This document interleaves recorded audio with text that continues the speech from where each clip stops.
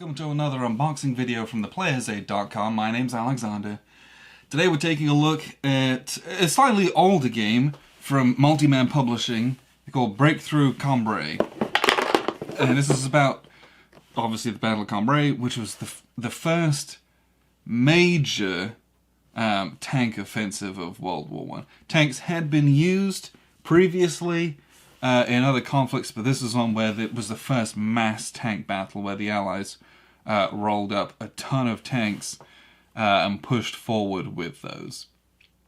So this is a medium complexity two-player war game, but the reality is you could probably play this solo because it's just an area movement game, and you would just probably play as the Allies pushing forwards, doing that kind of thing, trying to break the German lines. That would be how I would do it anyway. This game was originally from 2011, so she's been around for 10 years already, but they just had their massive sale a couple months ago, so picked this up. Nice, interesting World War I theme. I like the formation of the Royal Tank Regiment and seeing them in action. World War I is just so fascinating, especially when it comes to the birth of armoured warfare. So, let's look what we get inside. So the first thing we've got here is 4d6, 2 red, 2 white, presumably for either side. And we have a nice little thank you from the guys who make it. And there's a little chart with everything that should be in here. So if there's not, then, well, we'll be able to get some replacements. The first thing we got is a rulebook. And then we have a playbook. Alright, we'll get to that here in a second. So the rulebook, and this is these are kind of a satin, like a gloss finish rulebook. Not necessarily, this text is quite large, even though it's fairly dense. There's not actually that many rules as far as I can tell. End phase. Really, you're looking at 14, 15 pages of rules. So that's not terrible. This should be, especially with the size of the text, this isn't some dense war game necessarily. It should be easy to learn. And then we've got the playbook. I wonder if this is going to be scenarios or just a learn how to play thing. Looks like we've got scenarios, example of play, and designer notes and suggested reading. So a bit of everything. So scenarios to start with, various different setups, probably different game lengths as well, I would imagine. And then it's got how to play, which is always good and always welcome, especially with a system you never played before. So we might be walking through that to learn the game, and then just kind of jump in the deep end with that. And then a big suggested reading list. If you've got time to read this many books, good on you. These, I swear, war games manuals have some of the best bibliographies I've ever seen in my life, and a really good reference, or like a start point to get reference books in. The next thing that we've got is 1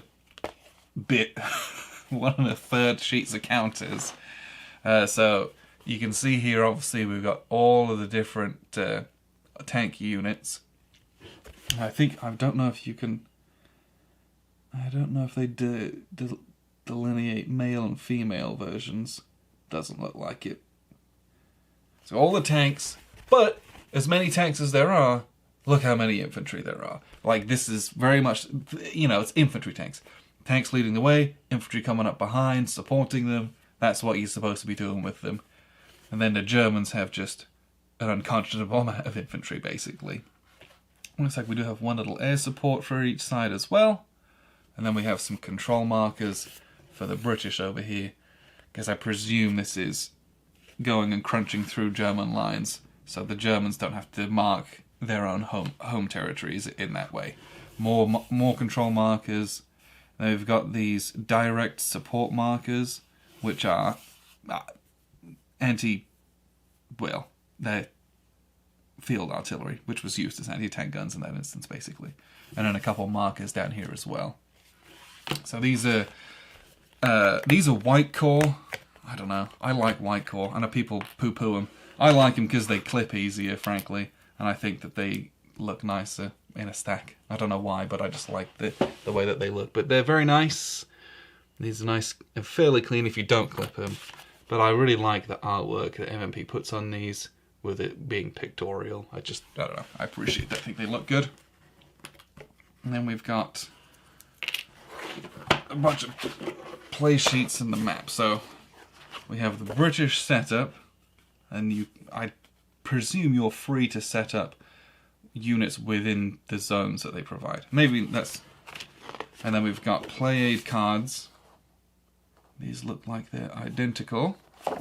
And they're single-sided, so each player can have one of those. And then we've got a reinforcements chart for the Brits, which day they're going to come in on. Then we have German setup. And, as you guessed, German reinforcements as well. And the last thing we've got here is the map. We'll open this up. This is a big 22 by 34 map. And if you've ever played an area impulse game, this map style will be very familiar to you. I think the Allies would set up over here, and it's trying to break. You're trying to drive this way across the map. Hence the need for all those control markers.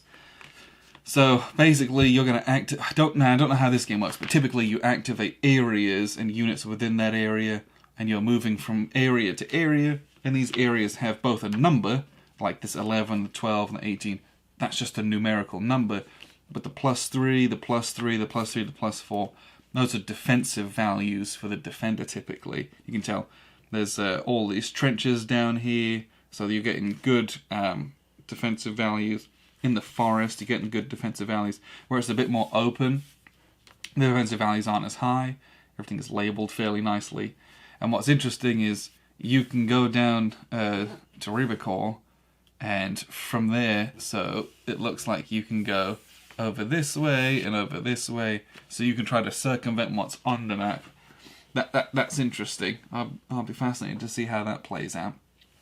And then you've got yourself an impulse track, general records track, and a turn track up here. But generally speaking, I'm just mainly interested in playing a good solid World War I game that isn't Grand Tactical, it's not the whole war.